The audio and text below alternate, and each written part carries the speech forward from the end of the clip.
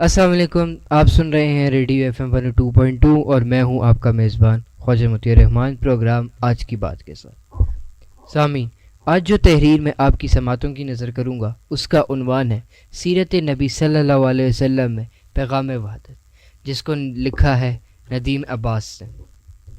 آپ صلی اللہ علیہ وسلم کی آمد سے پہلے کے عرب معاشرے کا بغور مطالعہ کیا جائے تو انسان بہت جلد اس نتیجے تک پہنچ جاتا ہے کہ آج کی دنیا میں ہم جسے معاشرہ کہتے ہیں اس کی روشنی میں اس کو معاشرہ کہنا ہی درست نہ ہوگا، کیونکہ انسانوں کے مفادات کے مشترک ہونے کی وجہ سے باہمی مل جل کر رہنے کو معاشرہ کہا جاتا تھا۔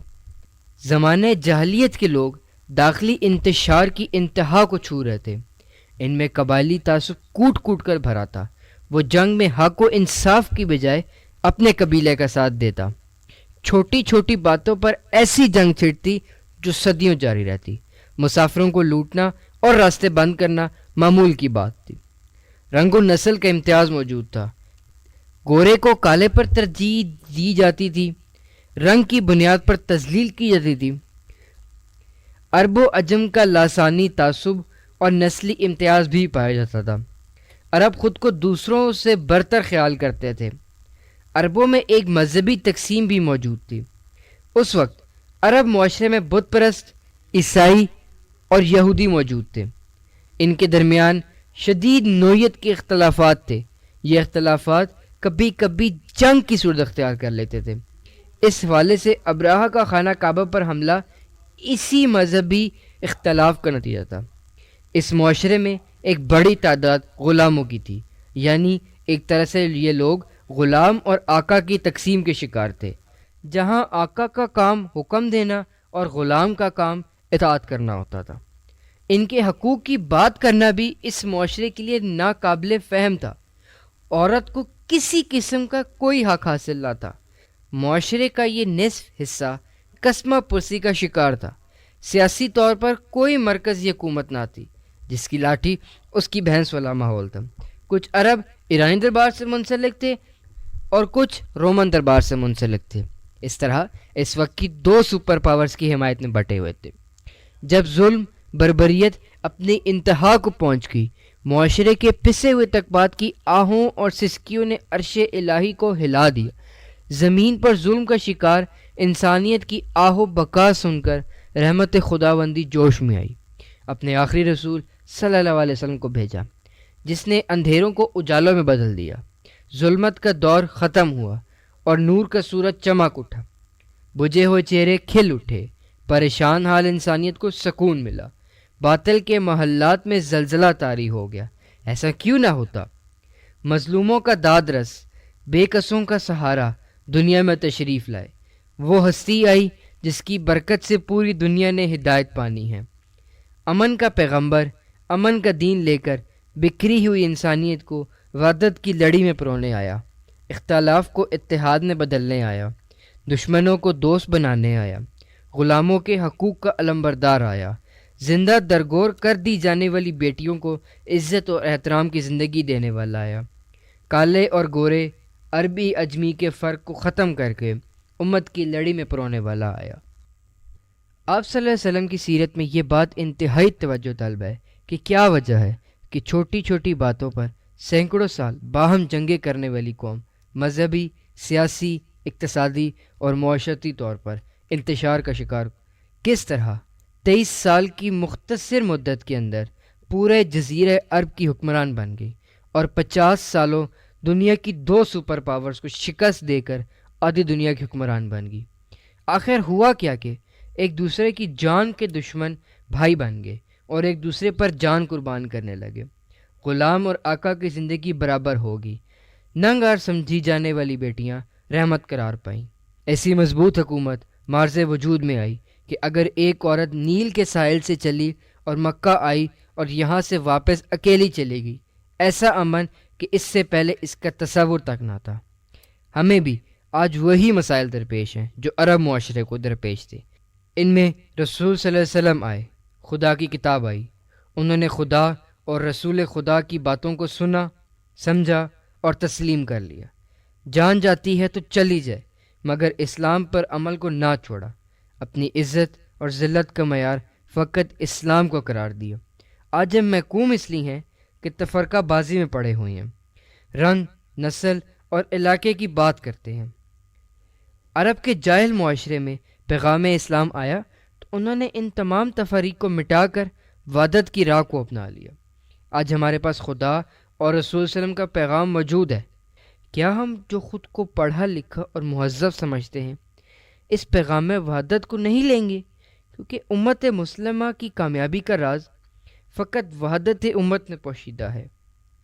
ہماری موجودہ حالت بقول اقبال، فرقہ بندی ہے کہیں تو کہیں ذاتیں ہیں، فرقہ بندی ہے کہیں تو کہیں ذاتیں ہیں، کیا زمانے میں پنپنے کی یہی باتیں ہیں؟ آپ صلی اللہ علیہ وسلم کی پوری زندگی وحدت انسانیت کا عظیم نمونہ ہے۔ آپ صلی اللہ علیہ وسلم نے دوسرے مذہب کو گفتگو اور سوالات کی مکمل آزادی دی۔